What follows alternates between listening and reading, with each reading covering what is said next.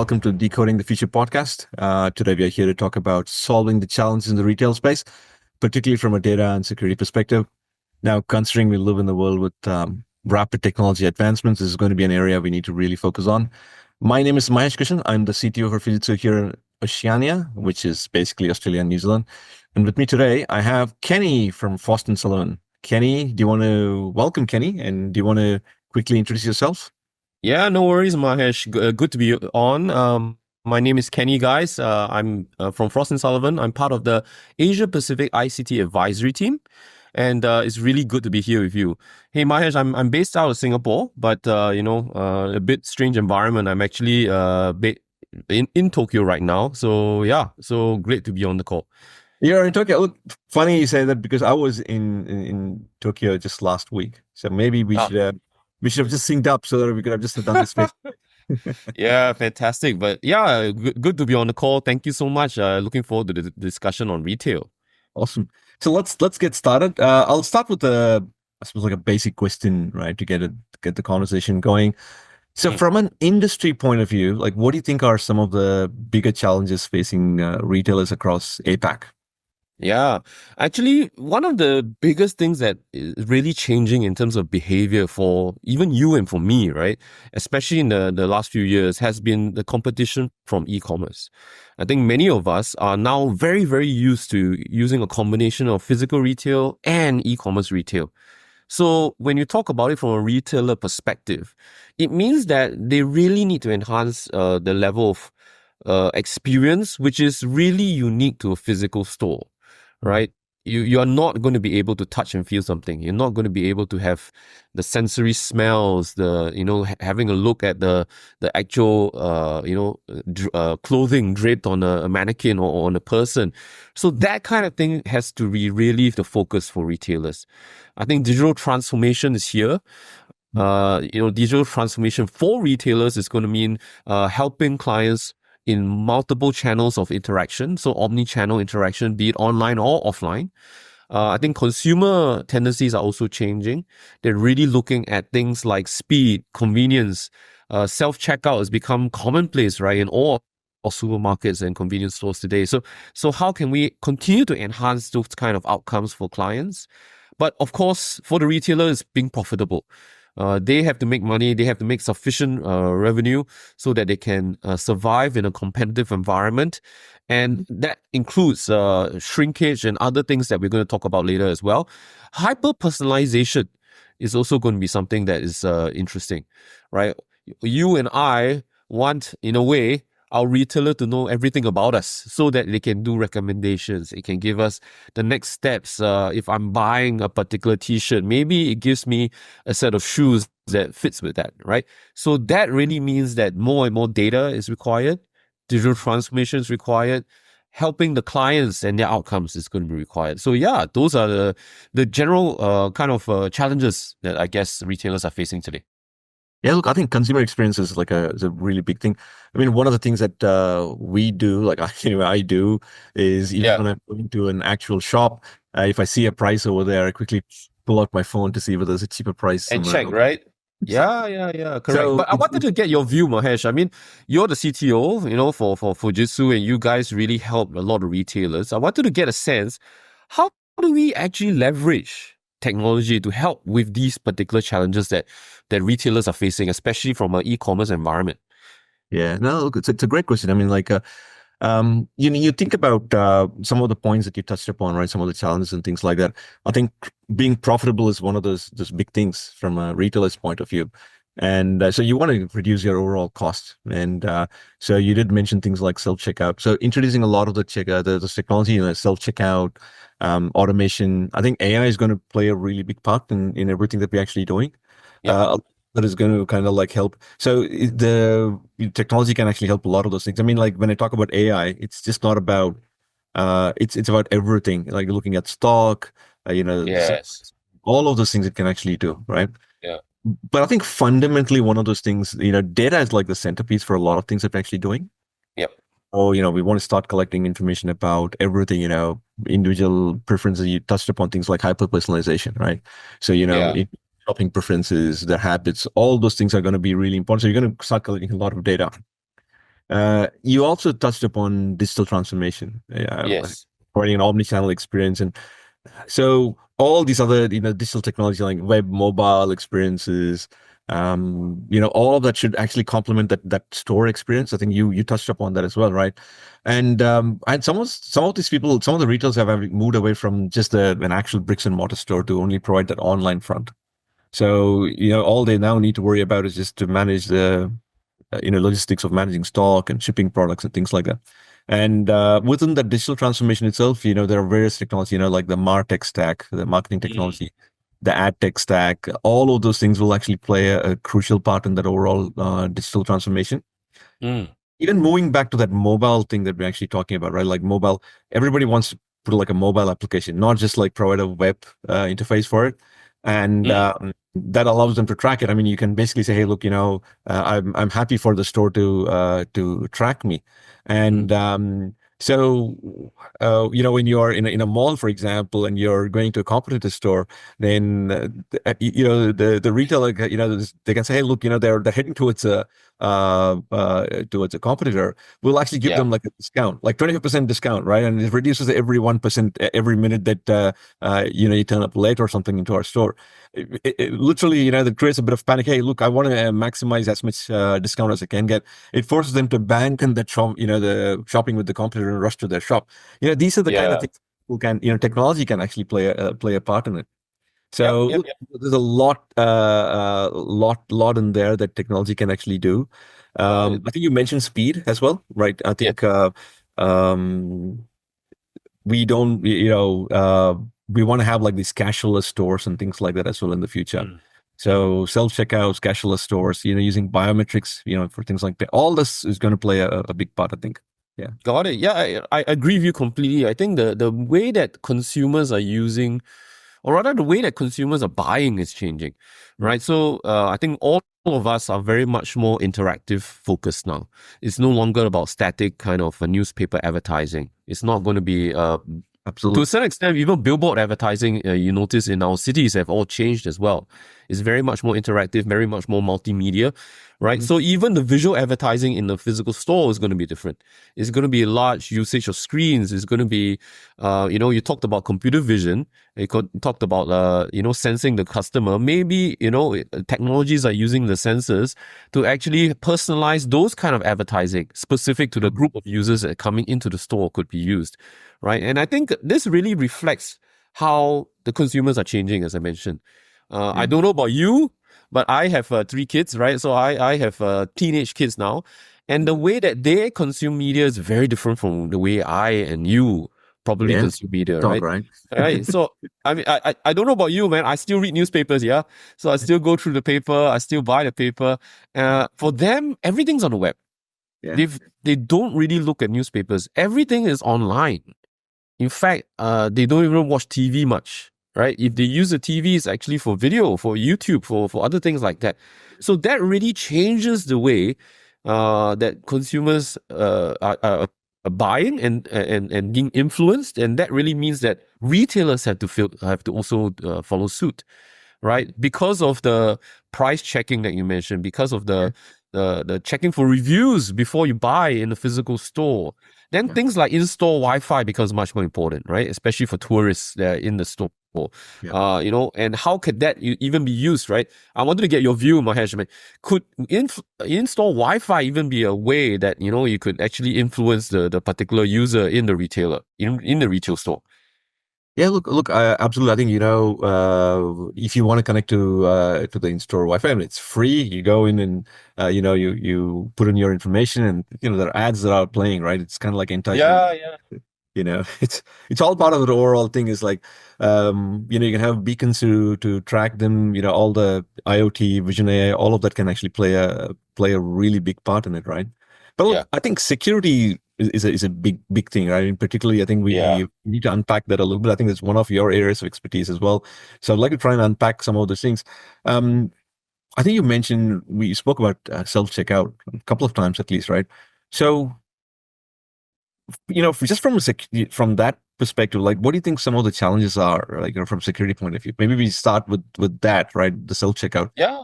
We'll No, go I into. think. earlier. Yeah. No, I think security is a vital part of every organization, especially for retailers. And for physical retail, this has been a challenge for years, right? So in the olden days, there would be security guards. Now they have gantries, right, which detect the tagging. Yeah. Nowadays, our cameras, video cameras, are such a commonplace in the retail environment because of this theft prevention and all that. But I think that's quite commonplace. I think basically every store would have some sort of CCTV setup to differing degrees of sophistication. Yeah. It could be just simply for video recording. So it could be post-event, kind of analysis, or it could be real time, right? Using computer vision, like you mentioned. But I think cameras are one way that physical security is going to be useful. But I think things like the traditional things that we all suffer. For example, a bottle of drink, right, that I'm holding in front of me. Maybe I choose a very expensive bottle of drink and then swap the label of a very cheap bottle of drink, right? Yeah. So this kind of physical behavior is going to be challenging. Or maybe I take a very expensive item and I switch it with a very cheap item like a banana, right? So how are we going to detect that? And the good thing about AI and computer vision that you mentioned earlier, these kinds of technology have really progressed to the point that they can help, right? It could detect that it is a banana, not an expensive bottle of wine, for example, and it could throw an error. So there are ways that technology can help from a physical store perspective for security as well. Yeah. That's great. Look, I know that Aussie retailers, for example, they lose a lot of money to shrinkage in this kind of in a way, it's a double-edged sword, right? I mean, like you want to have all these self-checkout counters that is convenient for people, right? It's very quick. I mean, you can have more number of these self-checkout counters, reduce the number of people that they hire for a lot of these things. But at the same time, theft can affect their bottom line as well, right? Yeah. We need to kind of like find a way. Maybe AI can kind of like help with some of the stuff, right? Yeah. So I think it's a combination, right? I think it's a combination of gantry technology, it's a combination of computer vision, it's a combination of the self-service terminals, all working together to make sure that you prove. I think the outcome is still the area of focus that retailers should look at. The outcome is I want to provide speed, I want to provide convenience, I want to provide the guy that is in a rush in and out of the store as fast as possible. But I want to put in the measures like we mentioned. I'm going to put in the gantries. I'm going to put in computer vision. I'm going to put in physical people. I mean, we keep thinking about this as maybe sometimes too much as I need to maximize my staffing, right? And reduce the head count as much as we can. But, there still is a place for the physical store clerk to really support, these kinds of things. So how do we focus on the outcome, speed, efficiency, and convenience for the customer while putting technologies in place in different forms so that we can actually make sure that the customer has a great experience, but reducing that shrinkage, reducing that loss, reducing theft, putting theft prevention in place so that we can optimize the profits for the customer, the retailer as well. Yeah. I also want to unpack one other thing that you actually mentioned earlier. You spoke about hyper-personalization, right? Yeah. Now, for hyper-personalization, we do collect a lot of data, right? So, so how does that, from a security perspective, how does it all work? I mean, we got to protect the data and everything else. Can you basically throw some light on some of that stuff as well? Yeah, I think you mentioned this as well, Mahesh, at the beginning. I think hyper-personalization is the goal, right? I think data is the way that we can do hyper-personalization. So the challenge for retailers is going to be, how am I going to get the data without breaching any data privacy or data permissions that is required? So for example, if Kenny, myself, I walk into a store, I typically just walk in the store, right? I didn't tick any box. I didn't sign a form. I didn't give permission for the store to actually collect my personal data. Yeah. So we already have the very first set of challenge, right? On one hand, Kenny wants to shop in my store. On the other hand, he didn't give me any explicit permission, right? Yeah. So how do we actually ride that line in a way? Because I believe all of us want as much personalization, convenience, all these fantastic outcomes as much as possible. On the other hand, how do we balance that with data and data privacy? So for retailers, they really need to take care of data, personal identifiable data in particular of the clients. And it's got to be something that data privacy and data protection is at the top of mind. I think it's incredible the amount of data that we use each day, right? I think for you and me, we sign up for a membership in the store. We sign up for a particular contest. We sign a form to give our feedback. We interact with the clerk. We say hello. We sometimes even know them by name, right? If we go to the store again and again, right? So much data that's going out. How do we make sure as retailers we protect that data, but still give them that outcome of hyper-personalization, right? The data is so important. What do you think, Mahesh? That's just really interesting, right? I mean, on the one hand, you don't want to share too much information about yourself when you have shopping habits and all that, right? But then when there's a special going on, you're looking for a bargain. Let's say you're buying a TV or something, right? You want a bargain. You want them to know that you're looking for a TV, so that when they have a special running on it, you want them to, let you know. So Yeah. it is a bit of a, it's sometimes it's a conscious decision that you want to share more information, things like that, right? But sometimes you do it even without you knowing it, and I think that's the thing that you need to watch out for, right? Correct. So what about AI? Like any advice on the use of vision AI? I think we touched upon that a couple of times as well. I mean, particularly Yep. because there's a bit of an overlap between CCTV used for things like, as you mentioned, like preventing things like theft, for example, right? But it can also be used to study consumer behavior. Or look for people in the store and recognize them, and so on and so forth. So, any advice on that from a security perspective? Yeah, no worry. So I think AI, by the way, I guess in this day and age, we have to have AI in our topic somewhere, right? So everybody's talking about AI more and more. That's it. Yeah. Yeah. I think for vision AI specifically, right? So computer vision, I think the good news is that technology has progressed so much today. We no longer require even a very specialized cameras. We no longer require something that's very sophisticated. Even standard cameras with an algorithm behind is able to do detection in multiple ways. Yeah. One of the things that we talked about in just the last discussion point was around hyper-personalization, better understanding customer. So using just computer vision, we are able nowadays to actually look at how customers' age range is, demographic range is, Of course, it will never be completely precise, but we get an idea. For example, this person is a teenager, looking for a particular item in the store. So maybe, the vision, computer vision will detect that and change the digital display to focus on that customer's, categories in terms of what a teenager would like or offers for a teenager. If it's somebody like our parents, for example, right? They would be a retiree. Maybe they're looking at different things, right? So again, computer vision could actually detect that and then dynamically change the displays in the store that facing that person as they enter, to influence that person. I think facial recognition, identifying Kenny that I'm in the store without my permission, that's a no, right? I think all of us would be freaked out if that does happen. Yeah. So all these things really are going to be a challenge. But it's like you said, there's value. There's value even for a customer perspective. I really want that hyper personalization, right? And I think computer vision gives us that way to actually sort of bridge the gap in that way. You're able to sort of get a sense of who the persona is, not so much of the individual, who the persona is, so that you can influence the persona.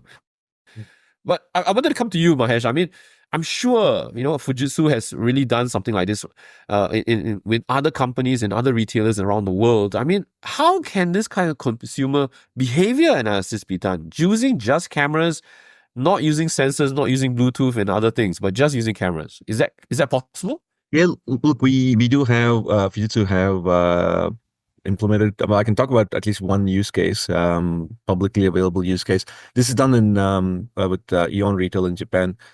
It's it's a large chain. We implemented this in about 75 stores, and these are not small stores. So each and every camera, each and every store has about like 100 plus cameras in them, right? And we look for a number of things, foot traffic, people going through the store. We can then map out like, where people are spending more time. If they're going and reaching things off a shelf, we can create a heat map in terms of like, what are the areas in the aisles and the shelves that people are spending, picking things up, objects and things like that. A lot of Yeah. them can then feed back into product positioning and, looking for customer behavior and things like that. But look, this technology, right? I mean, just not talking about Eon in general, but, this technology can be used for a number of things. We can track people, when they multiple cameras track people who are actually entering the store and see, all what path they take within the store before they finally check out. And for this, we don't use facial recognition. Right. So the privacy is sort of taken care of in that way, right? Yeah, privacy taken care of. I mean, first things, there are two things we do, right? One is like for people to look at, where they're reaching out, picking things. We slap a skeletal frame on the person, right? So we don't actually look at what they're doing. The skeletal frame then says, hey, look, it's just like lifting your right hand up or left hand up, or picking something up from the aisle, and putting it in your shopping trolley. It can track a lot of those things, right? Then you can actually get their shopping habits based on that.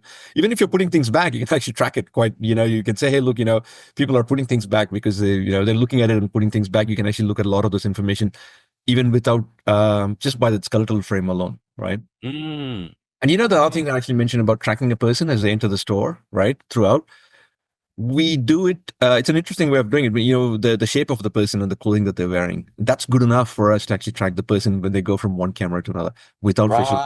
Right. So again, I think privacy, we ensure privacy of a person, and by not tracking them. So just look, I have trouble, teenage daughter, and if I go in and she's hanging out with a bunch of friends, they all dress alike, right? They all have similar hairstyle. So it's very difficult for me initially, but the AI is actually pretty good in figuring it out. So even when they're wearing uniform and things like that, it looks at the shape of the person, not necessarily their face, and yeah, it does a pretty good job. Fantastic. I mean, I didn't know that was possible, in the sense that you could know, and just to clarify, this is not using special cameras, right? This is just using the standard cameras that the store would normally have in their store anyway, right? Pretty much. No special cameras for this. Yeah. Look, we can also ghost out some of the faces and things like that when we share the video feed and everything else. But yeah, it's just special cameras. Yeah. Yeah. It's just normal cameras, right? Yeah, that's right. Yeah. Yeah. So it's amazing the computer vision that sits behind the cameras. I think cameras are really just sensors that better understand or capture the image. But back to your point about computer vision, there's so much that it can be done that you mentioned in real world already, right? You mentioned about 75 stores. You mentioned about people putting in a bag and taking it into their cart. We know this because we've done some analysis, and this kind of data, you talked about the heat map, is very, very important for the retailer. Because basically what you can do is you can optimize the positioning of particular brands in store. Absolutely. And very often, that's also a source of revenue, right? Where a brand is positioned, actually there's a price tag typically. If you can precisely show to the other brands that you're displaying in your store, hey, look, this is where people are spending more time and things like that. This is the hottest area, right? They'd be prepared to pay a bit of a premium for that to be displayed in the right places and things like that. Yeah, absolutely. Correct.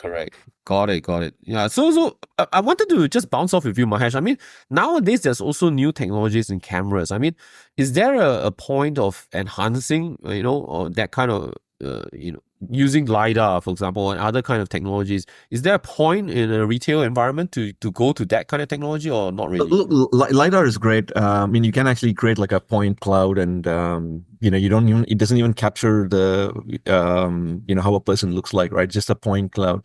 And we can actually do very similar things, like point a skeletal model on the point cloud and do things, right? It's even more, from a privacy point of view, it's even better because people can feel a lot more comfortable that, hey, they're not taking an image of me and storing it somewhere and so on, right?